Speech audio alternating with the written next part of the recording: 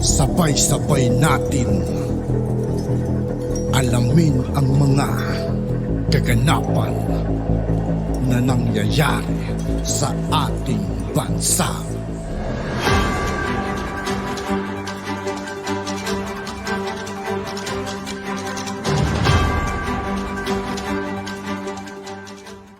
Yo, what's up mga kaibigan? This is I2K po again.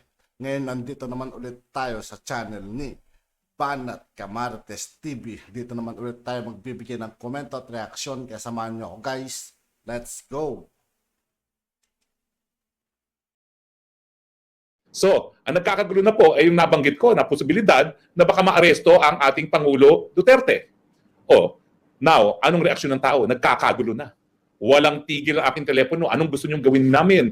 Magpi-people power na ba tayo? Eh ako naman po, huminahin po tayong lahat ha, kasi hindi pa naman po nangyayari.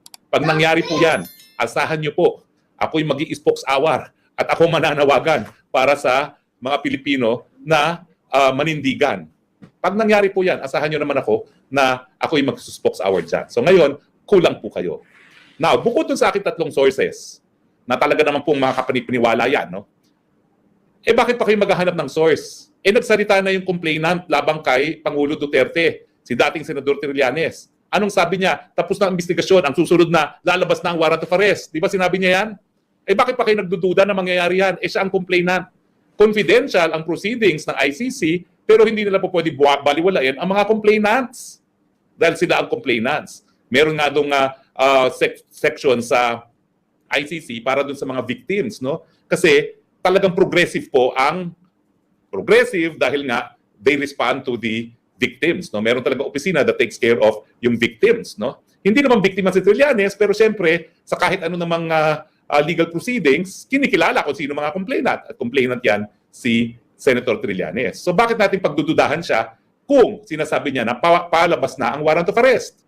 Pero ang sinasabi ko po, hindi naman ako solely nag-rely kay dating Senador Trillanes. Nagkaroon po ako ng tatlong iba't ibang sources na malapit na daw ang arrest. Pero ito po ha, hindi malinaw kung ang warrant of arrest ay galing sa ICC o galing dito sa Pilipinas.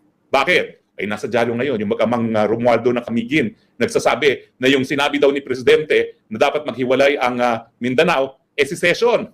Yung dating tao ni Presidente Duterte, Secretary Anyo at Secretary Galvez, anong sabi nila? We will meet any threat to secede from the Republic with force. Ano ibig sabihin yan? Gagamitan namin ng dahas, poprotektahan namin ang territorial integrity ng Pilipinas. So, yung isang kongresista at dating gobernador nagsasabi, sedition. Yung isa nagsasabi, we will meet it with the threat of force. So, ibig sabihin, abay baka kasuhan nila ang dating presidente ng sedition. Sinabi nga nila, we will not hesitate to use force. O, nagtataka pa ba kayo? Na posible talaga na maaresto ang Presidente Duterte either because of an ICC warrant of arrest or dito sa lokal. Pero yung pag-aresto na lokal, meron din po akong multiple sources na kapanipaniwala din. Ang hindi na lang daw sigurado paano at kung paano masaserve sa kanya. Ako nagtataka din kung paano masaserve ang warrant of arrest na lokal na kaso. Kasi dapat dadaan yan sa PI unless nagkaroon ng tinatawag na inquest proceedings caught in the act.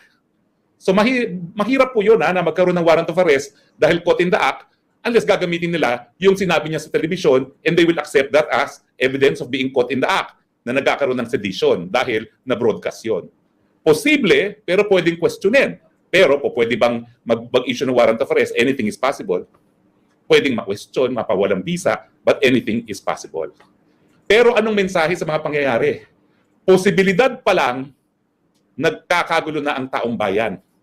So kung sa tingin ng ilan dyan na dapat mag-cooperate ang Pilipinas pag nagkaroon ng warrant of arrest ang ICC at ito ay ipapaserve sa pulis o sa sundalong Pilipino, think again. Talaga pong magkakagulo.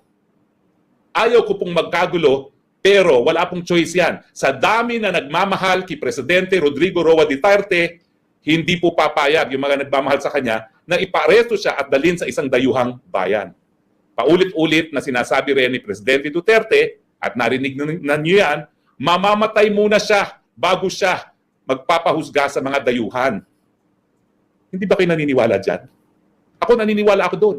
Dahil tunay na talagang binigyan ng importansya ni Presidente Duterte ang soberenya ng Pilipinas, na tayo independenteng bansa na at hindi po pwede na mga krimen na nangyari sa Pilipinas lilitisin ng mga dayuhan. So, sa mga nagsasabi, ay fake news, well, unang-una, sa mga panahon po ngayon, wala nang fake news. Anything is possible. Di ba? Fake news na gumagamit daw ng pulburon. Fake news na hanggang ngayon naka-fentanyl. Anything is possible now.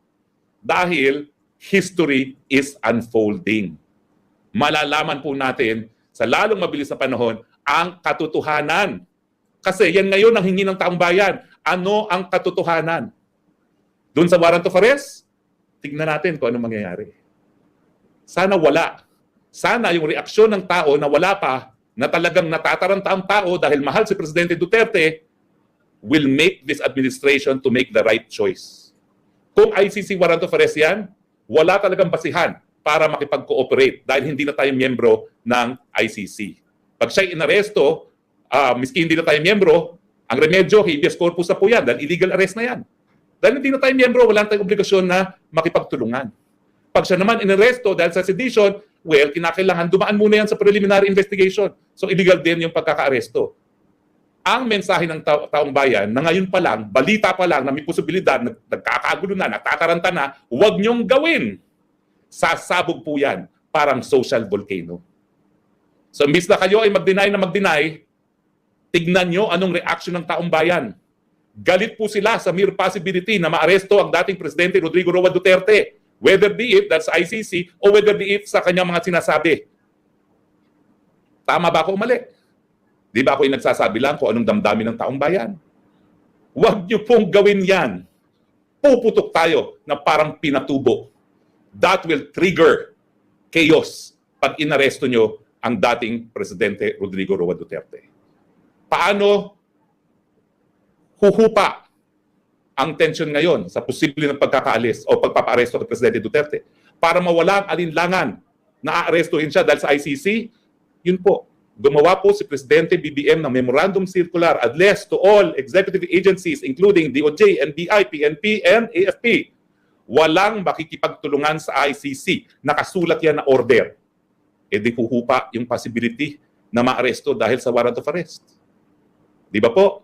Pero habang kasing salita lang at nakokontra ng ibang tao, gaya ng kalihim ng Department of Justice, wala pong maniniwala sa salita. Kasi pinatigil ang pirma, tuloy. Di ba ho? Hindi daw kailangan ng amendments ng economic provisions, tuloy pa rin. Ano nangyari? Akala nila may kasunduan na sila. Ayun, gera na naman ang Senado at ang Kamara de Representante. Parang wala pong ibig sabihin ng salita sa bayang ito. Dapat isulat dahil pati ang husgado will be guided kung anong nakasulat. Yan po ang dahilan. Kaya kapag ikaw nag-file ng certiorari, kinakailangan may certified true copy. Bakit ayaw isulat? Di ba po? Ay, nako. So, ang tutukan po natin, paano ang reaksyon ng masigurado talaga magkakagulo. Yan po ang katotohanan. Agree or disagree ba kayo? Well, tignan po natin ang mga sinasabi ng ating mga texters.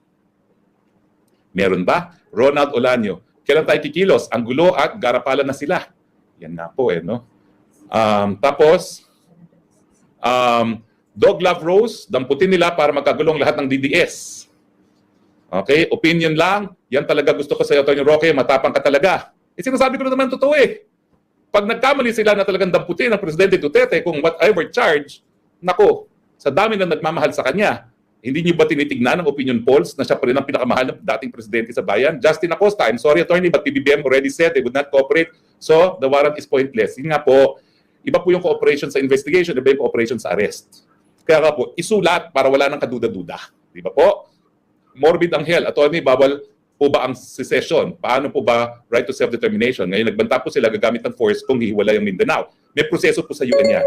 Kasama po ang referendum, pero ang boboto, lahat ng Pilipinas, hindi lang Mindanao. Kaya doon po sa Quebec, hindi sila nagsucceed na mag-secede. Justin Acosta, nagsabi na ang local Mindanao leaders, attorney, ayaw nila ng secession. Alam mo, yung secession naman, frustration lang ni Presidente Duterte na ang gulo-gulo ng mga politiko ngayon sa Luzon. Di ba? Talaga naman gulo-gulo. Yung pirma, na binibili ang mga pirma, yung panilin lang. Kaya sabi nila, at kaya nga yun, pagkakagulo sa panlabas na relasyon. O, di ba? So kaya sinasabi nila, ay naku, out of frustration, baka nga dapat pag-aralan daw. Pero tingin ko naman, hindi rin naman seryoso yan ngayon. Romeo Paderanga, good evening, Atty. Harry Roque, hindi naman daw idisman ng Task Force Davao. Bakit kayo itong babae ng ICC representative, isama pa na bubogin ng NTF-ELCAC nang hihimasok sa bansa natin? Well, Tapos na. At yun nga po mga kaibigan, dito po nagtatapos ang ating reaction video. Muli ako po si I2K ng Sundalo ng Dunggalo. Maraming salamat sa patuloy na pagsuporta. Yeah, peace out.